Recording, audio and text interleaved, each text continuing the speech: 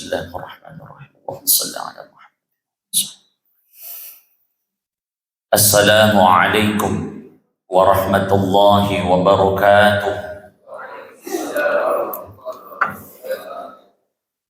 Alhamdulillahi rabbil alamin. Assalatu wassalamu ala asyrafil anbiya'i wal mursalin wa ala alihi wa sahbihi ajma'in. Subhanallah walhamdulillah wa la ilaha illallah, Allahu akbar, wa la hawla wa la quwwata illa billahil aliyyil azim. Allahumma anta rabbi la ilaha illa anta khalaqtani wa ana 'abduka wa ana 'ala ahdika wa wa'dika mastata'tu. A'udzu bika min syarri ma sana'tu.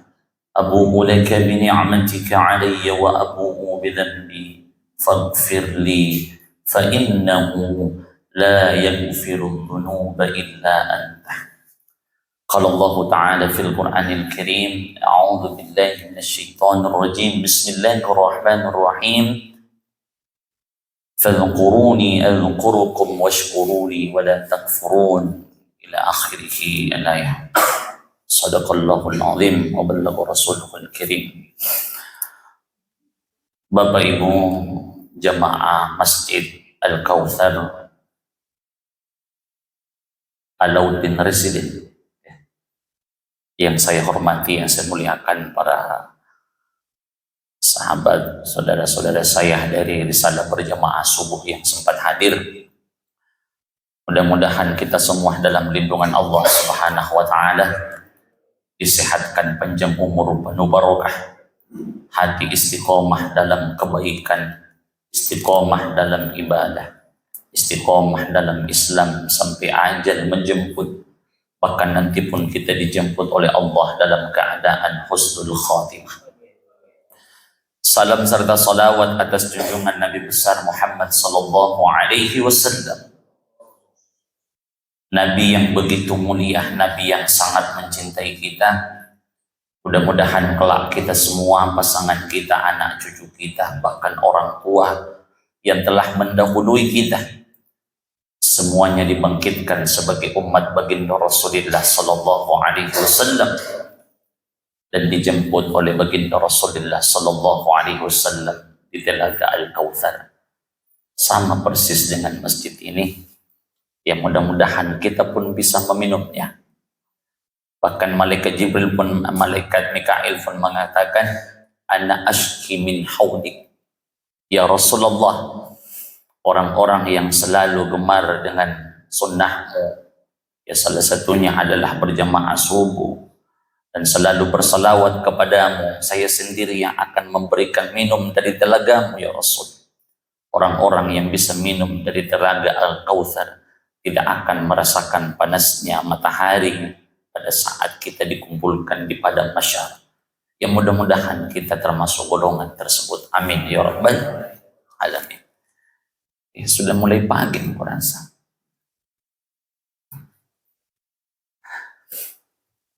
Sangat menarik pembahasan dari guru kita Ustadz Syahri Wijaya.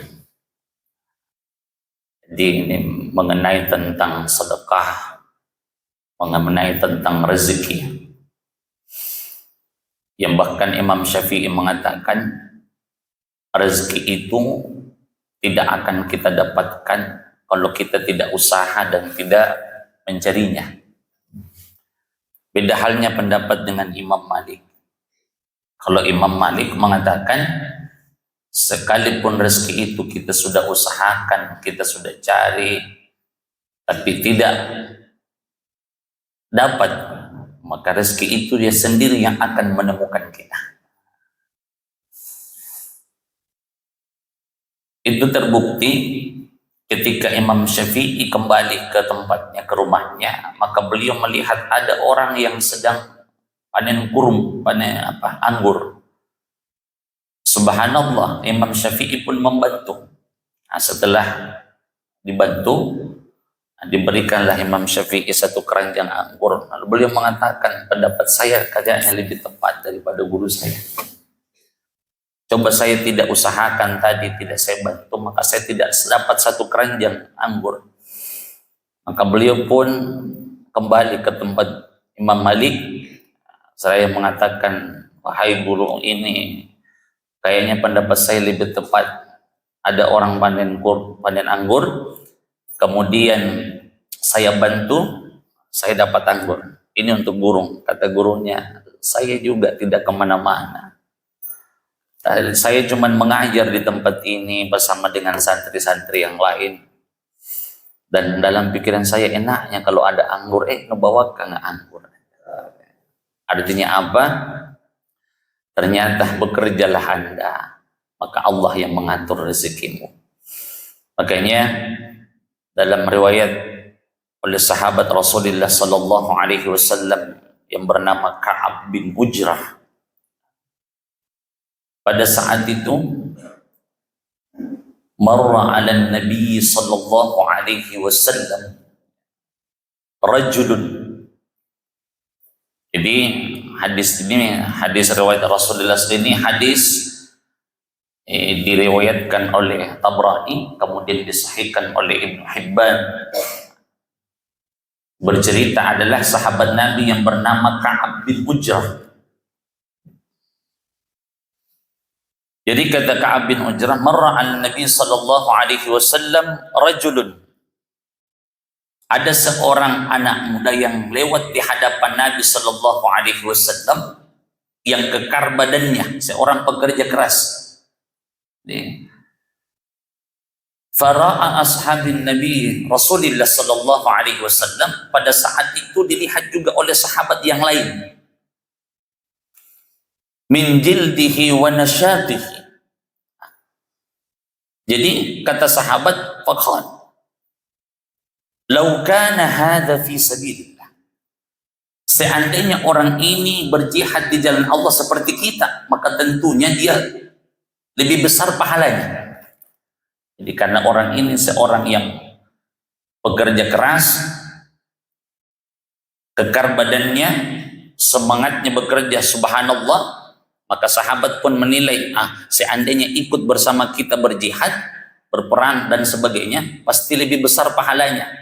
Pada saat itu pun Rasulullah sallallahu alaihi wasallam seakan-akan menjelaskan bahwa ternyata jihad itu, fisabilillah itu bukan cuma dalam hal seperti kita berperang kata Nabi, tapi bekerja pun yang sungguh-sungguh, yang mulai dengan niat yang baik, maka pahalanya pun sama berjihad di jalan Allah. Yang enaknya kita bekerja tiap hari, bahkan di ruangan ber-AC, tiap bulan digaji, dan pahalanya sama berjihad di jalan Allah. Mau tidak? Nah, Bapak Ibu, mau tidak bekerja di ruangan ber-AC, tiap bulan digaji, dan pahalanya jihad di jalan Allah? Nah, tentunya kita mau semua. Kalau pahala jihad, nggak usah dihitung-hitung, masya Allah. Apa kata Nabi Sallallahu Alaihi Wasallam? In kana kharaja yas'a. Siapa yang keluar dari rumahnya untuk bekerja, ala walidihi, untuk anaknya shaghiran, yang kecil, fahuwa fi sabilillah, maka sama pahalanya berjihad di jalan Allah.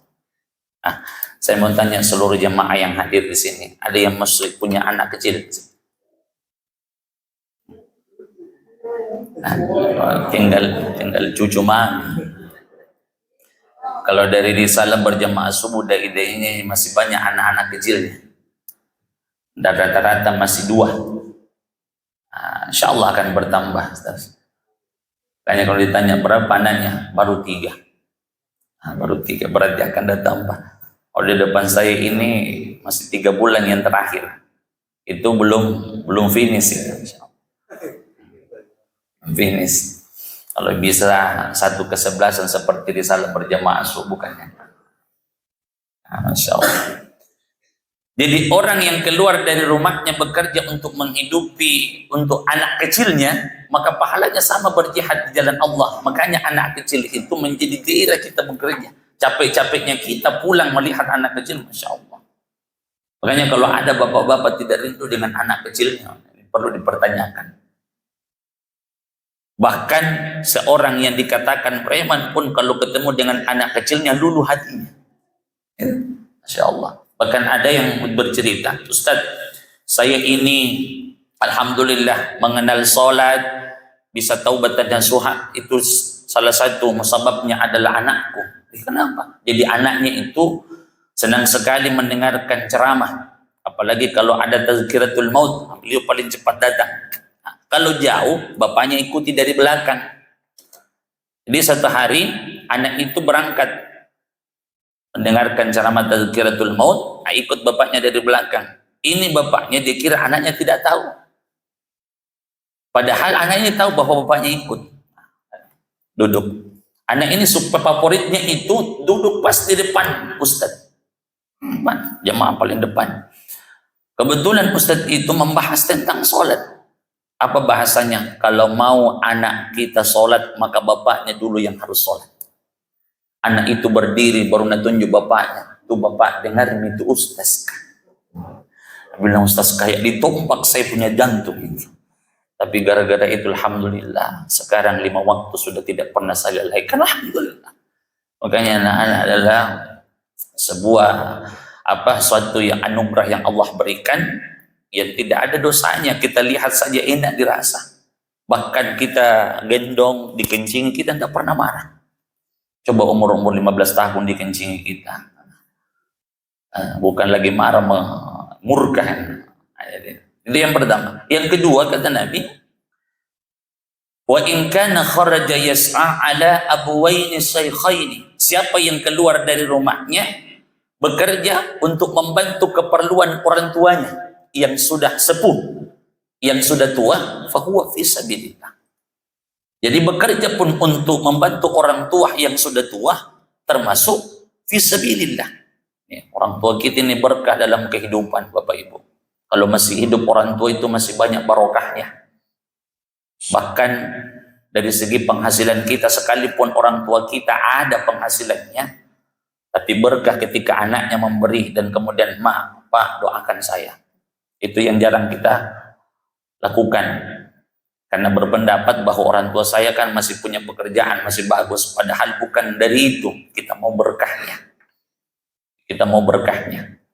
Nah, makanya surga yang paling mudah kita masuki, yang paling mudah kita dapatkan ketika masih hidup orang tua. Maka tidak sah, tidak wajar seorang anak masuk neraka ketika masih hidup kedua orang tuanya. Bahkan ada seorang anak sholat 5 waktunya tidak pernah ketinggalan di masjid. Sholat tahajudnya tidak pernah kurang 11 rakaat tiap malam. Sudah istiqomah bertahun-tahun. Sholat duhanya tidak pernah kurang 8 rakaat. Ditambah lagi puasa Senin Kamisnya lancar, Yaumul Bidnya lancar, puasa Daud pun lancar. Bahkan istrinya bersyari tidak pernah bergunjing. Anaknya 2 hafiz Quran 30 juz, tapi 4 tahun tidak pernah dia sapa ibu bapaknya, maka batal ibadahnya. Nah, ini penting. Karena orang tua itu berkah hidup. Nah, jadi orang yang keluar bekerja untuk membantu orang tuanya yang sudah uzur. Nah, karena kita terkadang kalau orang tua kita menelpon sedikit-sedikit, apalagi kalau sudah sakit, sakit, bahkan dia terbenak dalam pikiran kita, mama bapak sakit terus, hati-hati. Kalau ada sempat bahasa seperti itu, na'udzubillah, na'udzubillah, tidak ada perintah berbakti atau ibadah yang sampai Allah jelaskan detail dalam Al-Quran kecuali perintah berbakti kepada kedua orang tua. Dijelaskan tidak bolehnya bagaimana dan dijelaskan bagaimana caranya berbuat baik. Itulah berbakti sama orang tua. Bagaimana diatur bahasa kita kepadanya, bagaimana sikap kita, bahkan kata saja sangat dibenci oleh Allah Subhanahu wa Ta'ala. Jadi kalau kita buka referensi hadis dan ayat, ternyata satu-satunya ibadah yang dijelaskan dalam Al-Quran bagaimana caranya berbakti, itulah berbakti kepada kedua orang tua. Mudah-mudahan kita termasuk di dalamnya. Amin ya rabbal alamin. Kemudian Nabi melanjutkan, wa in kana kharaja yas'a li nafsi ya'ifuha. Siapa yang keluar dari rumahnya bekerja untuk dirinya supaya menjadi manfaat bagi orang lain dan tidak merepotkan orang lain, maka sama juga jihad di jalan Allah. Masya Allah. Jadi untuk diri sendiri pun lillah karena Allah, dan supaya tidak jadi peminta-minta. Karena kan sekarang ini kalau kita lihat ya Allah, Jadi makanya ada yang tanya saya, Ustadz, apakah termasuk peminta-minta yang selalu bilang adakah? Ada kan? Dan tidak, cuma main-main itu biasanya adakah? Nah, kecuali kalau dia serius, dia adakah? Jadi, orang-orang yang meminta-minta, yang menjadikan jalan hidupnya peminta-minta, maka nanti ketika dibangkitkan dari kubur sepotong wajahnya. Jadi kalau nanti dibangkitkan kita dari alam kubur, ada orang yang sepotong wajahnya, itu adalah orang yang peminta-minta, yang dijadikan pekerjaan. Nauzubillah, thumma nauzubillah. Bapak ibu kita ini terkadang ketika bekerja, niat-niat kita yang mesti harus diperbaiki. Makanya sama tempat kerja kita, sama gaji kita, sama waktu kerja, tapi pahala belum tentu sama. Tujuan bekerja yang saya sebutkan tadi diutarakan oleh baginda Rasulullah SAW dalam hadisnya, diawali dengan niat yang baik, lillah, karena Allah. Tujuannya tadi untuk anak kecil, berbakti kepada orang tua, dan untuk diri supaya tidak meminta-minta. Jangan sampai kita berada yang keempat kata Nabi, wa in kana kharaja yas'a riya'an, siapa yang keluar dari rumahnya riya'an, bekerja untuk menjadi kebanggaan, untuk riyah, mau dibilang fa huwa fi sabilis syaitan, maka sama halnya dia di jalan syaitan. Makanya ini penting. Dan ada, kita ini manusia sifatnya tidak mau dikalah. Bahkan di kampung itu kalau nama kita tidak sama dengan orang lain, bangga sekali. Apalagi kalau barang-barang, kita miliki barang yang tidak dimiliki oleh orang lain, subhanallah. Yang istilahnya limited edition. Nah, Masya Allah. Bahkan diumumkan, bahkan dipamerkan. Bahkan terkadang ada yang tidak penting. Barang itu tidak penting, tapi mau beli. Bilang, Ustaz, alhamdulillah, saya ini baru-baru beli motor. Keluaran tahun 50-an, 30-an. Lama sekali saya cari ini motor Vespa. Berapa harganya? 40 juta, Ustaz. Kita beli, alhamdulillah. Bagaimana itu motor bisa dinyala? Tidak. Buat apa? Supaya saya dapat. Supaya dia miliki, tidak perlu dia harus menyala. Tidak ada manfaatnya. Bahkan ada seorang kolektor, dia kumpulkan mobil-mobil yang antik, yang unik, yang keluaran tahun 30-an, 40-an. Dia simpan semua di garasi mobilnya, di garasi rumahnya. Setiap malam dia nyalakan. Kemudian dia naik di lotennya mengatakan, Masya Allah, dari manfaatnya. Jangan sampai bekerjanya kita tidak ada manfaatnya untuk diri, tidak ada manfaatnya untuk keluarga, dan tidak ada manfaatnya untuk anak-anak. Karena niat kita tidak lain hanya menjadi kebanggaan, riaan. Nauzubillah, tsumma nauzubillah. Makanya Bapak Ibu yang saya hormati, yang saya muliakan, ini Allah masih berikan kita kesempatan di dunia ini. Bagaimana kita fastabiqul khair, berlomba-lomba dalam kebaikan. Jangan pernah menunda kebaikan, dan jangan pernah menyepelekan sekecil apapun kebaikan itu, karena kita tidak tahu di mana kebaikan yang kita lakukan yang membuat Allah jatuh cinta kepada kita. Siapa tahu dengan bekerja ya lillah, karena Allah, yang betul-betul kita nikmati, enjoy, bahkan capek-capeknya pun bisa menjadi penggugur dosa-dosa dan kesalahan. Jangan pernah mengeluh, jangan pernah mengeluh, karena keluhan, kalaupun mau mengeluh, keluhkan keluh kesahmu di hadapan Allah. Karena kalau sama manusia, pada hari ini silaturahimmu baik, tapi ketika bermasalah engkau akan dicerita kemana-mana. Bapak Ibu, jamaah subuh yang saya hormati, yang saya muliakan, terima kasih pada seluruh bapak-bapak pengurus Masjid Al-Kautsar, begitu juga jamaah masjid majelis taklimnya yang menyambut kami dengan baik di masjid ini. Jadi kami risalah berjamaah subuh, mohon maaf sebesar-besarnya kalau ada kekurangan dan kekhilafan. Inilah yang merupakan tausiah yang sempat kami sampaikan, berbagi informasi tentang agama kita, mudah-mudahan menjadi manfaat terkhusus untuk diri pribadi saya.